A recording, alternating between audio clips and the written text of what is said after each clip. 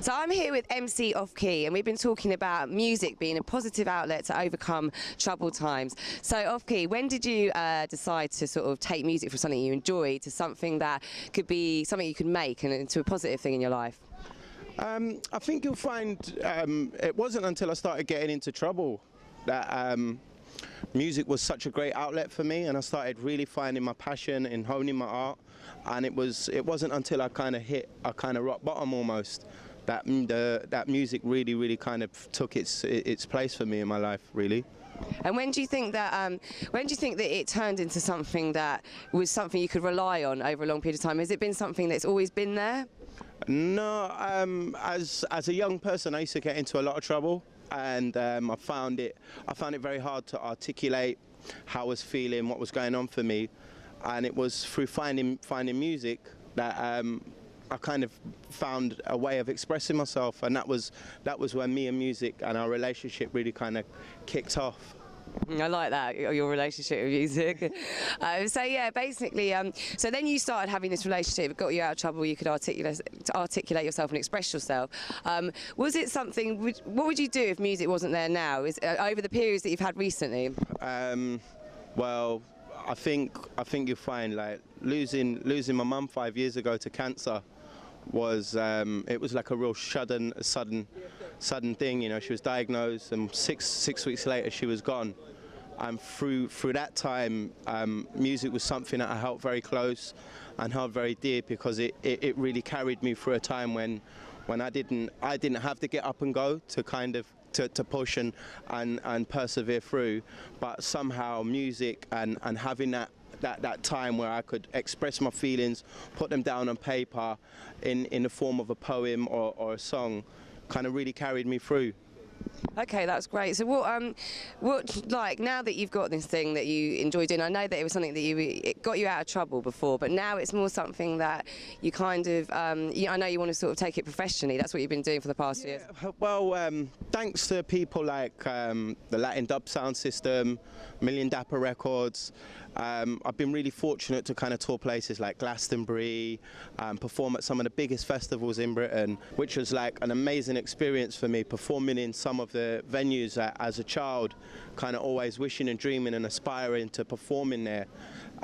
So it was after that kind of experience that I decided that this is definitely what I kind of want to do with my life, but not only just do with my life, but also kind of try and sow that seed into other young people's lives in not just my community, but in London as a whole. So how do you do that then? Because I believe that you sort of teach and train. Yeah, you've seen that I'm smiling now. I get to talk about this. I've been fortunate enough to work with a company called the British DJ and MC Academy, and what we do is we go into communities, we go into youth centres, and we've got outreach vehicles that have all of the equipment on them. So we might pull up in a Mercedes Jeep, open the back of the boot, and it's got all of the turntables, all of the mixing equipment, and we get the kids from the estates, and we not only get to teach them, but we get to have some fun with them as well, and that's great. You know, working with the British DJ and MC Academy has been it's been a real eye-opener for me, and it's been an excellent experience.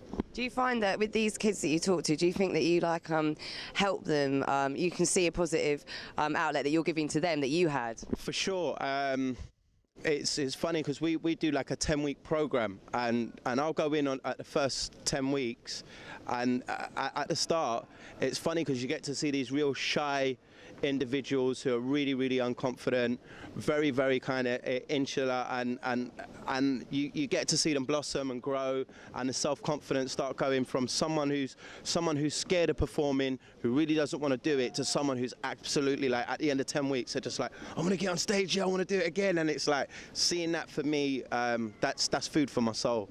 So it's almost like it's gone around in a circle then, because first of all it's something that helped you and then got you through bad times, and now you're helping other people, and then again that's making you feel good. Yeah, I think it's like a thing of cycles, where I was young and I had a negative cycle of criminality and bad stuff, and a kind of music helped me to change that into a positive cycle.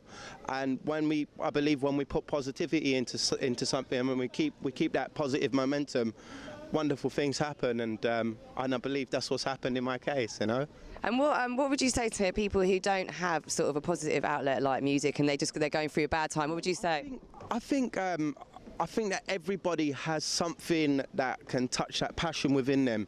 For me, it was lyrics, it was writing, it was rap music, it was poetry. That was what inspired me. But I know friends who get that same thing that I get. Some of them kind of do rock climbing. Some of them are amazing artists, and it's just having that one thing that's good for you, that kind of nourishes your spirit and nourishes your soul.